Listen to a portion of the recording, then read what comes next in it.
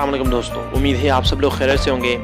आज फिर से आपके सामने एक अच्छी सी वीडियो लेके आया हूँ। तो चलिए वीडियो को देखते हैं और जो चीज़ें वीडियो में दिखाई जा रही हैं उन पर अमल करने की कोशिश करते हैं।